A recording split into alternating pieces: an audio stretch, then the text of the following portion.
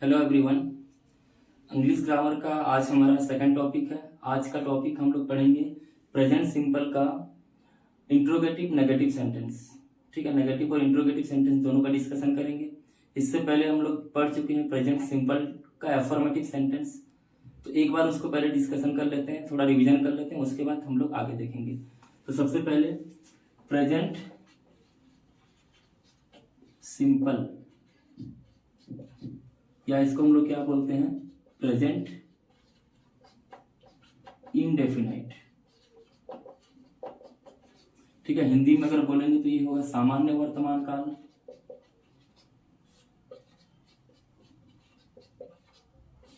उसी प्रकार इधर अगर प्रेजेंट इंडेफिनाइट का हिंदी लेंगे तो ये अनिश्चित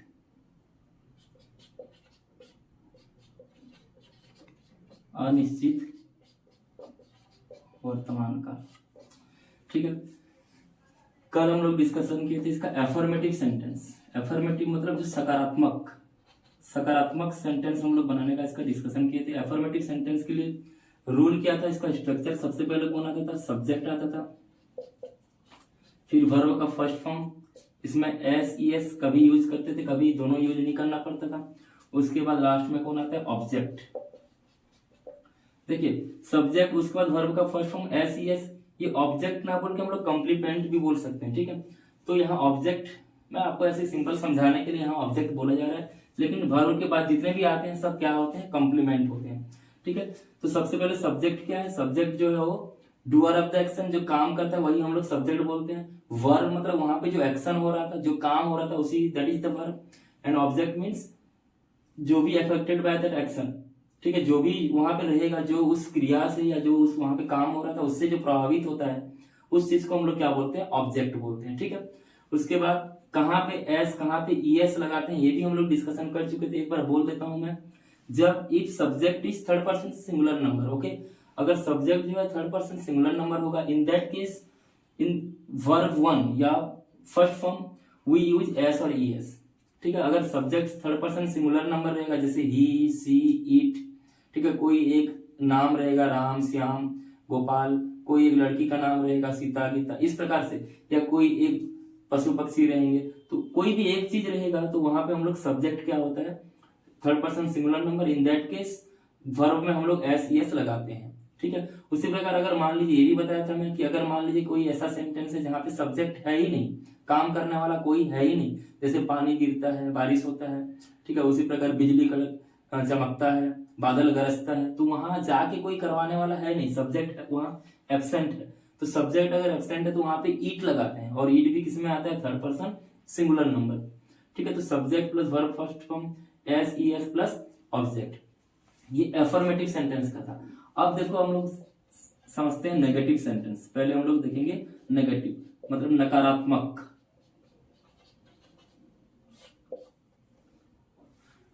वाक्य।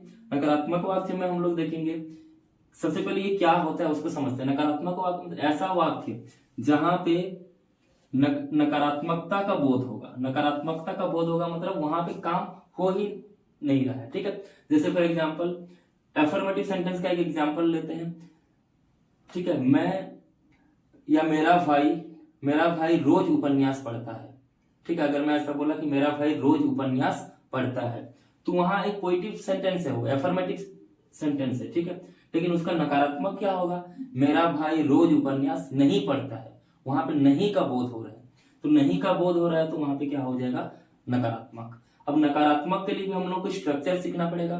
ठीक है, तो इसका स्ट्रक्चर क्या होता है, देखो इसमें हम लोग नकारात्मक अगर हम लोग बनाएंगे तो नॉट का यूज होगा। ठीक है, कोई भी टेंस में अगर हम लोग नकारात्मक उसका नेगेटिव सेंटेंस बनाएंगे तो वहां हमेशा नॉट का यूज होगा, और नॉट कभी भी अकेला नहीं आता है। नॉट हमेशा किसके साथ आएगा, हेल्पिंग वर्ब या वहां पे जो ऑक्सिलरीज होगा उनके साथ भी वो आएगा।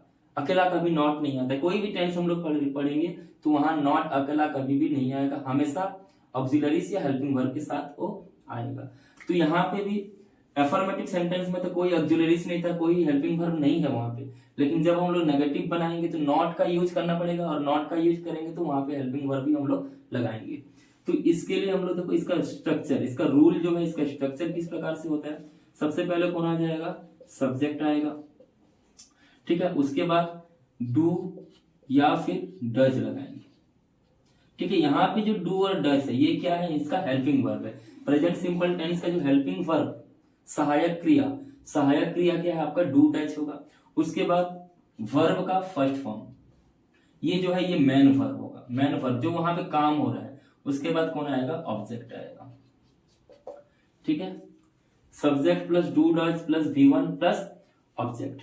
तो यहाँ सबसे पहले सब्जेक्ट काम करने वाला, ऑब्जेक्ट कौन है, काम से प्रभावित होने वाला, वर्ब क्या है, वर्ब उसका जो भी काम हो रहा है। और यहाँ जो ऐसे यहाँ और एक चीज होगा, नॉट होगा।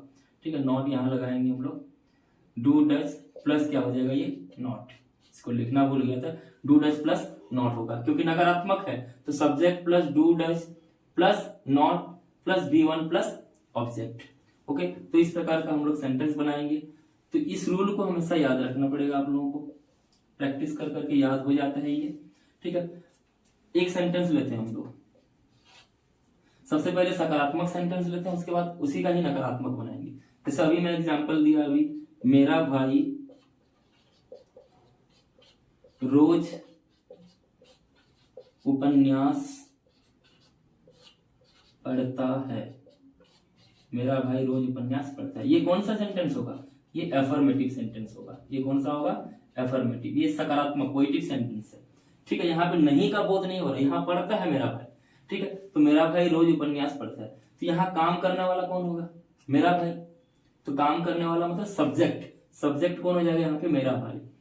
ठीक है, रोज उपन्यास पढ़ता है, यहाँ देखो मैं वर्ब क्या है, पढ़ता है लिखा हूं, तो एक भाई का ही बात कर रहा हूं मैं, मेरा भाई रोज उपन्यास पढ़ता है। तो यहाँ सब्जेक्ट हो जाएगा मेरा भाई, ऑब्जेक्ट वर्ब हो जाएगा पढ़ना, यहाँ पे क्रिया कौन सा होगा, पढ़ने का क्रिया हो रहा है। उसी प्रकार देखो जो पढ़ता है उससे प्रभावित कौन होता है, उपन्यास, उपन्यास को ला के खोल के वो पढ़ता है आराम से। तो मेरा भाई रोज उपन्यास पढ़ता है, मतलब यहाँ पे जो उपन्यास है यही क्या है, उसका ऑब्जेक्ट है। उसके बाद यहाँ पे जो रोज आ रहा है यानी कि प्रतिदिन, ठीक है, ये जो प्रतिदिन है ये अदर वर्ड्स में आएंगे। ठीक है, तो उसीलिए बता दिया था, सब्जेक्ट आएगा, फिर do does not plus V1। यहाँ V1 के बाद जितने भी आते हैं वो सब क्या हो जाते हैं, कंप्लीमेंट। ऑब्जेक्ट भी होगा और भी अदर वर्ड्स भी आएंगे, जैसे यहाँ ऑब्जेक्ट भी था और अदर वर्ड्स भी है। ठीक है, तो इस प्रकार यहाँ ऑब्जेक्ट कौन सा आता है, उपन्यास। अब हम लोग सेंटेंस बनाते हैं, तो सबसे पहले कौन आएगा, ये सकारात्मक है, तो सकारात्मक में कौन आएगा, सब्जेक्ट पहले आता है। तो मेरा भाई, मेरा भाई को इंग्लिश में क्या बोलेंगे, माय ब्रदर।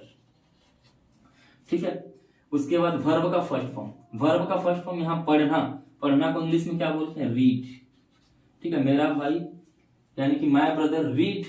अब देखो यहाँ मेरा भाई, मेरा भाई क्या है, एक भाई है, और ये थर्ड पर्सन सिंगुलर नंबर है। थर्ड पर्सन सिंगुलर नंबर रहता है तो वर्ब में हम लोग एस लगाते हैं। तो माय ब्रदर यहाँ पे क्या लग जाएगा, एस लग जाएगा। तो माय ब्रदर रीड्स उपन्यास, उपन्यास को क्या बोलते हैं इंग्लिश में, नॉवेल। तो माय ब्रदर रीड्स नॉवेल। ठीक है, कब, अदर वर्ड्स में कौन आएगा, रोज। ठीक है, my brother reads novel every day. ठीक है, तो इस प्रकार से हम लोग ये एफर्मेटिव सेंटेंस बनाए। अब इसी का ही हम लोग नकारात्मक सीखते हैं, नेगेटिव सेंटेंस। नेगेटिव सेंटेंस बनाने के लिए हम लोग को नहीं का बोध होना चाहिए। तो इसका नेगेटिव सेंटेंस कैसा होगा, अगर हिंदी में बनाएंगे तो मेरा भाई रोज उपन्यास नहीं पढ़ता है, मेरा भाई रोज उपन्यास नहीं पढ़ता है। ये नकारात्मकता का बोध हो रहा है, नेगेटिव सेंटेंस बनेगा। तो यहाँ पे भी हम लोग रूल देख लिए, सबसे पहले कौन आएगा, सब्जेक्ट आएगा। सब्जेक्ट में कौन है, माय ब्रदर। ठीक है, अब देखो यहाँ पे माय ब्रदर क्या है, थर्ड पर्सन सिंगुलर नंबर है। तो थर्ड पर्सन सिंगुलर नंबर यानी कि उसमें रीड के साथ हम लोग क्या लगा दिए, एस लगा दिए। तो थर्ड पर्सन सिंगुलर नंबर में हम लोग वर्ब में एस लगाते हैं। तो यहाँ पे भी कहाँ पे ईएस या एस लगाए, डू के साथ ईएस लगाए तो हम लोग क्या लगाएंगे, डज वाला लगाएंगे। अगर थर्ड पर्सन सिंगुलर नंबर रहेगा तो यहाँ पे हेल्पिंग वर्ब क्या यूज करेंगे, हम लोग डज लगाएंगे। ठीक है, तो माय ब्रदर डज। क्यों ऐसा डज लगा है, क्यों डू नहीं लगा है, क्योंकि ये माय ब्रदर क्या है, थर्ड पर्सन सिंगुलर नंबर है। तो my brother does not read. अब देखिए यहाँ पे मैं वर्ब का फर्स्ट फॉर्म लगाया हूं, एस ई एस नहीं लिखा हूं, लेकिन इसके पहले जो एफर्मेटिव सेंटेंस में हम लोग एस ई एस लगाते थे, जैसे my brother reads novel everyday. ठीक है, लेकिन नेगेटिव सेंटेंस बनाएंगे तो my brother does not read हो जाएगा। यहाँ एस लगाने की जरूरत नहीं है क्योंकि हम लोग हेल्पिंग वर्ब में ईएस लगा चुके हैं ऑलरेडी, तो यहाँ और लगाने की जरूरत नहीं है। ठीक है, अगर यहाँ लगा देंगे तो वो अतिरिक्त हो जाएगा, और अंग्रेजी में अतिरिक्त सुपरफ्लुअस जो पूरा गलत होता है। ठीक है, तो my brother does not read, my brother does not read क्या, novel every day. My brother does not read novel every day. तो इस प्रकार हम लोग नेगेटिव सेंटेंस बनाएंगे। ठीक है, और एग्जाम्पल लेते हैं, और एक एग्जाम्पल देख लेते हैं।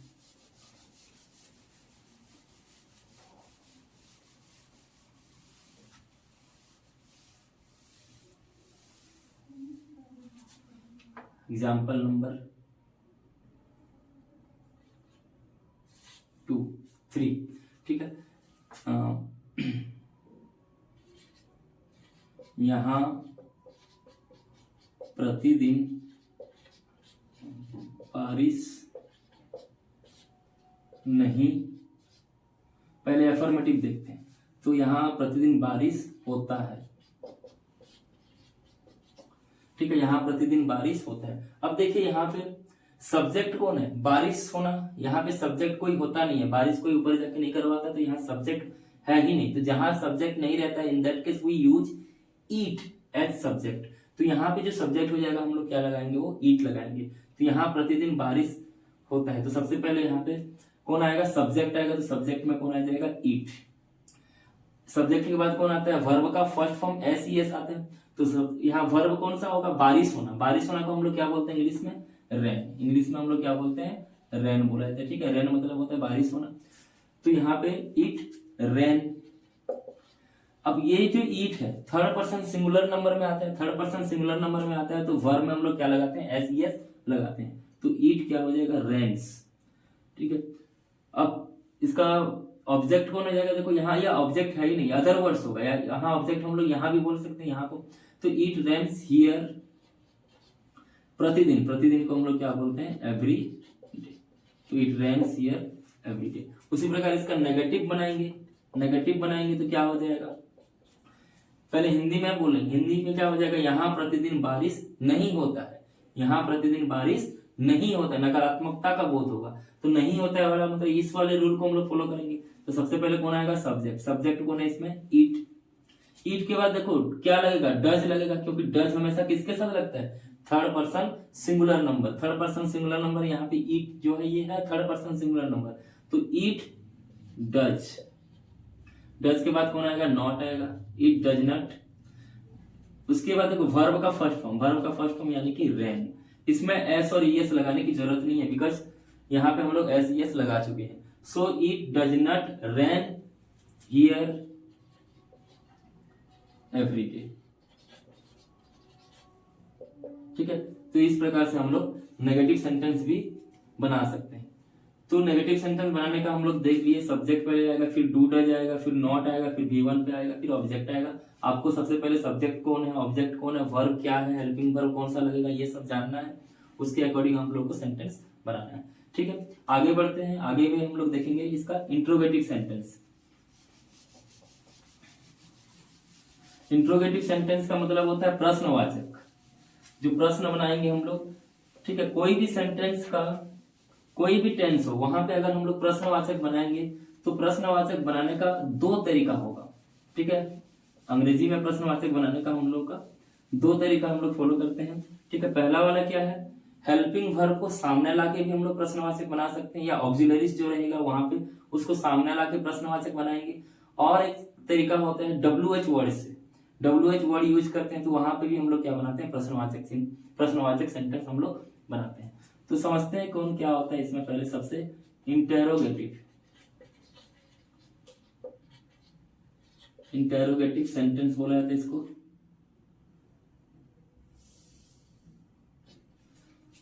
इंटेरोगेटिव सेंटेंस, ठीक है, इसको हम लोग हिंदी में क्या बोलते हैं, प्रश्नवाचक। ठीक है, तो इसका दो तरीका होगा। प्रश्नवाचक अगर हम लोग बनाएंगे तो देखिए, अगर प्रश्न बनाते हैं तो उसका उत्तर भी होगा। ठीक है, तो प्रश्नवाचक बनाने के लिए दो तरीका, सभी टेंस में दो तरीका होगा। सबसे पहले क्या करेंगे, जो हेल्पिंग वर्ब रहेगा, ये हेल्पिंग वर्ब या ऑक्सिलरीज,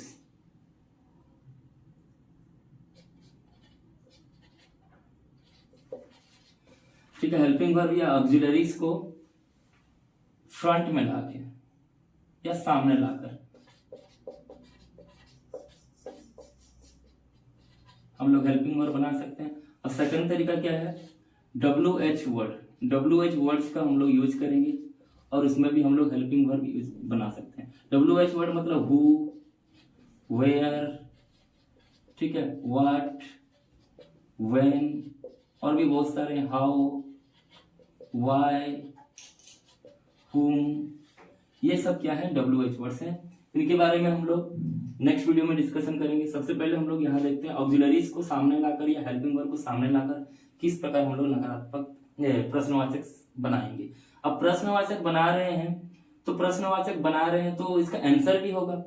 तो देखो, जो जनरली हेल्पिंग वर्ब को सामने लाके जो हम लोग प्रश्न बनाते हैं तो उसका जो आंसर आएगा, इसमें जो आंसर आएगा या तो यस होगा या तो नो होगा। मैक्सिमम केस में यस नो होगा, ठीक है। और इस वाले में WH वर्ड्स में जो आंसर आएगा, जैसे हु मतलब क्या होता है, कौन, ठीक है, तो इसका आंसर क्या हो जाएगा, वहां का सब्जेक्ट जो होगा वही उसका आंसर होगा, या ऑब्जेक्ट जो होगा उसका आंसर इसमें होगा। उसी प्रकार अलग अलग आंसर आएगा। वेयर मतलब कहाँ, तो वहां पे जो प्लेस है उसका आंसर आएगा। व्हाट मतलब क्या, तो यह ऑब्जेक्ट भी हो सकता है। व्हेन मतलब यहाँ टाइमिंग का पता चलेगा कब हो रहा है। हाउ मतलब वो कैसे, वहां पे किस प्रकार से वो एक्शन हो रहा है उसके बारे में यहाँ पे आंसर मिलेगा। वाई मतलब वो एक्शन क्यों हो रहा है उसका आंसर मिलेगा।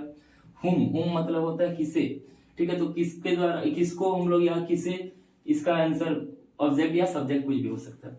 तो लेकिन अगर हेल्पिंग वर्ब को सामने लाकर अगर हम लोग क्वेश्चन बनाएंगे तो उसका आंसर या तो यस होगा या तो नो होगा, ठीक है। तो पहले हम लोग हेल्पिंग वर्ब को सामने लाकर जो हम लोग क्वेश्चन बनाते हैं, प्रश्नवाचक बनाते हैं, इंट्रोगेटिव सेंटेंस बनाते हैं, उसके बारे में हम लोग डिस्कशन करेंगे, ठीक है। तो सबसे पहले इसका स्ट्रक्चर लिखेंगे।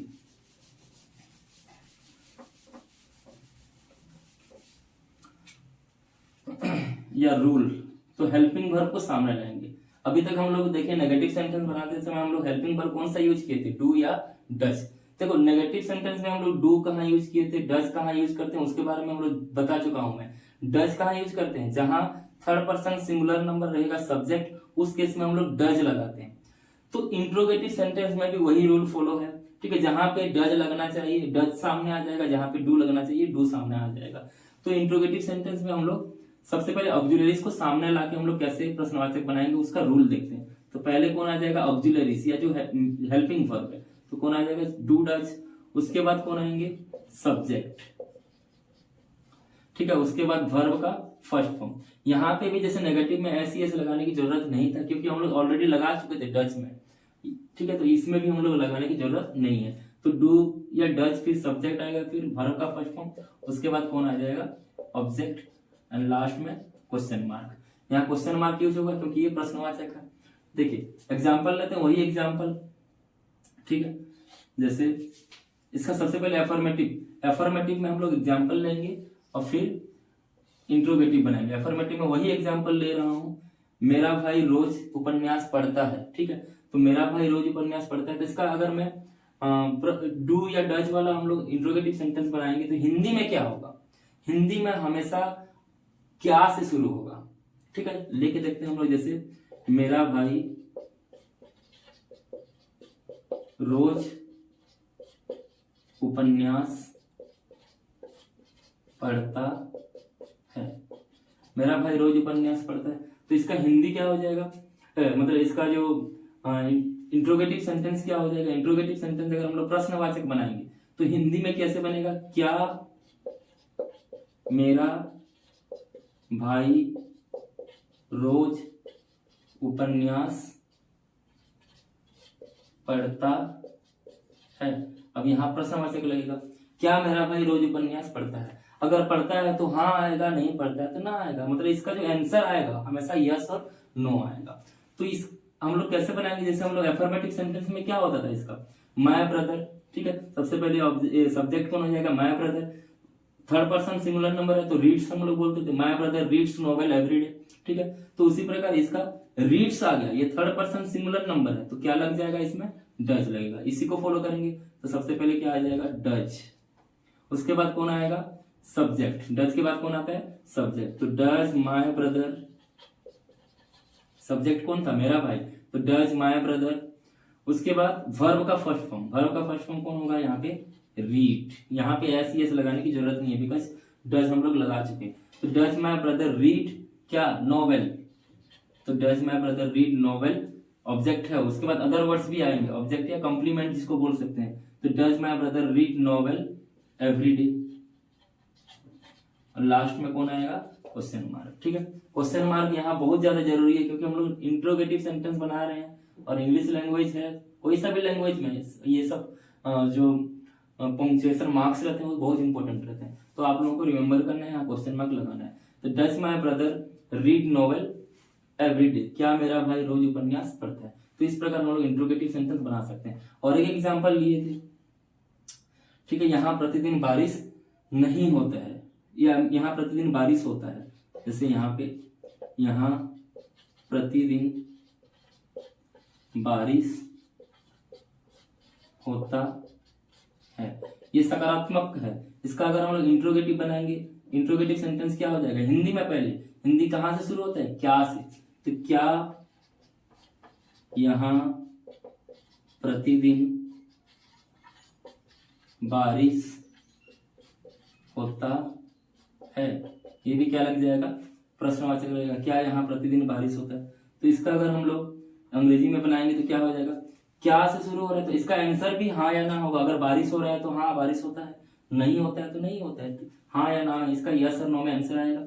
इसका हम लोग सेंटेंस कन्वर्ट करते हैं, ट्रांसलेट करते हैं तो क्या हो जाएगा, सबसे पहले क्या आ जाएगा, डू या डज लगाएंगे। देखिए बारिश होना तो सब्जेक्ट कौन आ जाएगा, सब्जेक्ट कोई है नहीं तो वहां पे ईट लगाते थे, और ईट क्या है, थर्ड पर्सन सिंगुलर नंबर, तो थर्ड पर्सन सिंगुलर नंबर के साथ क्या लग जाएगा, डज लगेगा। तो यहाँ पे क्या हो जाएगा, डज। डज के बाद क्या होता है, सब्जेक्ट। डज के बाद कौन आ जाएगा, सब्जेक्ट, तो डज ईट, ठीक है। उसके बाद वर्ब का फर्स्ट फॉर्म, तो डज ईट रेन। उसके बाद ऑब्जेक्ट, तो ऑब्जेक्ट कौन है यहाँ पे, हियर, और अदर वर्ड्स में कौन आएगा, एवरीडे, ठीक है। Does eat rain here every, और लास्ट में क्या लग जाएगा, क्वेश्चन मार्क लगेगा। तो इस प्रकार हम लोग सेंटेंस बनाएंगे, इंट्रोगेटिव सेंटेंस। इंट्रोगेटिव सेंटेंस दो तरीके से बना सकते हैं, ऑक्सिलरीज को सामने लाकर और दूसरा क्या, WH वर्ड यूज करके। तो आज हमने देखा ऑक्सिलरीज को सामने लाकर हम लोग जो सेंटेंस बना रहे हैं, ठीक है। ऑक्सिलरीज को अगर हम लोग सामने लाएंगे तो उसका अगर हिंदी में अगर हम लोग बनाएंगे प्रश्नवाचक तो हमेशा क्या से शुरू होगा, क्या, और इसका आंसर जो आएगा, प्रश्नवाचक है तो इसका आंसर भी आएगा, आंसर हमेशा या तो यस होगा या तो नो होगा, ठीक है।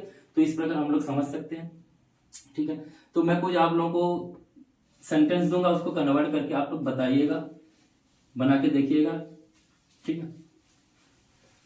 सबसे पहले हम लोग नोट थोड़ा यहाँ लिख लेते हैं, क्या कहाँ पे डू लगता है, कहाँ पे डज लगता है, ठीक है, उसको नोट करके हम लोग लिख लेते हैं। If subject is third person singular number,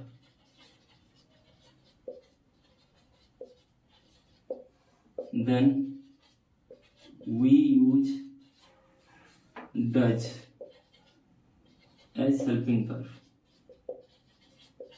ठीक है। थर्ड पर्सन सिंगुलर नंबर में हम लोग क्या लगाएंगे, डज लगाएंगे हेल्पिंग वर्ब के हिसाब से, और बाकी सब में क्या लगाएंगे, हम लोग डू लगाएंगे, ठीक है। ये एक नोट करके लिख लीजिएगा।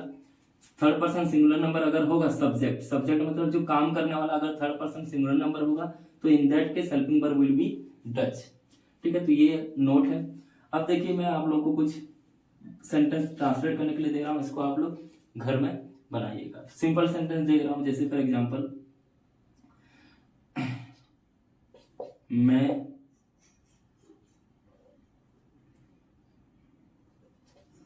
मंदिर में पूजा करता हूं, मंदिर में पूजा करता हूं, ठीक है। ये एफर्मेटिव सेंटेंस है, ये क्या है, एफर्मेटिव सेंटेंस। तो एफर्मेटिव सेंटेंस का इसका ट्रांसलेट करना, फिर उसके बाद इसका पहले हिंदी में बनाएंगे नेगेटिव सेंटेंस। नेगेटिव सेंटेंस बनाएंगे तो क्या होगा, मैं मंदिर में पूजा नहीं करता, और नेगेटिव है उसको ट्रांसलेट कीजिएगा। उसके बाद इसका इंट्रोगेटिव, इंट्रोगेटिव वाला कौन सा, ऑक्सिलरी, इसको सामने लाकर, तो हिंदी में क्या होता है, क्या मैं मंदिर में पूजा करता हूं, इस प्रकार से बनेगा। तो आपको उसको भी ट्रांसलेट करना है, ठीक है। तो एक का ये कितना बनेगा, 3 सेंटेंस बनेगा। उसी प्रकार और एक एग्जांपल देता हूं, वे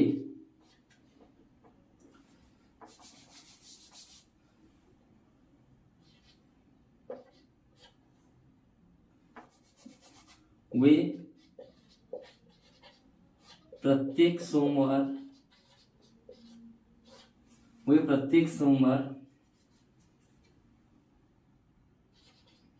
फूल